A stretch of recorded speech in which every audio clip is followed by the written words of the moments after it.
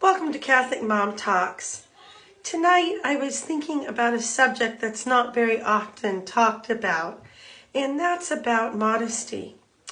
And modesty is really about women or men not advertising themselves, so to speak, dressing immodestly, feeling the need to have to do that in order to be loved and accepted by the opposite sex. And I think that's something that we really need to talk about with our girls and with our sons, because it is so prevalent in our society to use other people and to use them, by using their bodies, and it's wrong. Girls will wear these immodest dresses, immodest clothes, and there's a great line in the story, My Fair Lady, if you've ever seen that movie.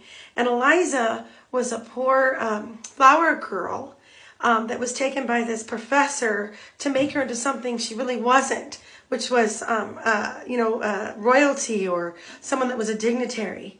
But she said something so interesting, one of her lines that had always stuck with me. I sell flowers, but I don't sell myself.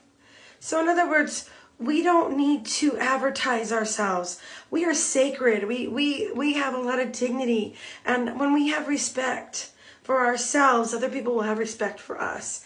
And also it's to protect our children.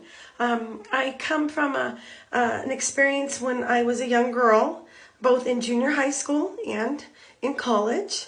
I had 2 attempts by 2 different men. Both of them were my teachers. Professors who sexually assaulted me. It wasn't horrific, but it still was an experience that was dangerous. And it's so important to tell our girls, don't dress in an immodest way to attract people that are going to hurt you, to protect yourself. I often am very much concerned with a lot of these dance studios. My daughter is very much involved in the arts.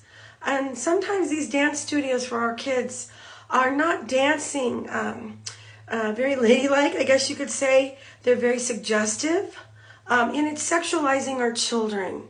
And this is actually putting them in grave danger, really. It's putting them and teaching them how to sell themselves in order to be accepted, in order to be loved. It makes sex very much instinct level, not true intimacy and love in a marriage situation. So these are just thoughts, not as a prude, but as a mother that wants to protect her children. And experiences that I've had are not something that wants to be wished upon any child, and we don't want our children getting hurt. So these are my thoughts for tonight. Thanks for listening.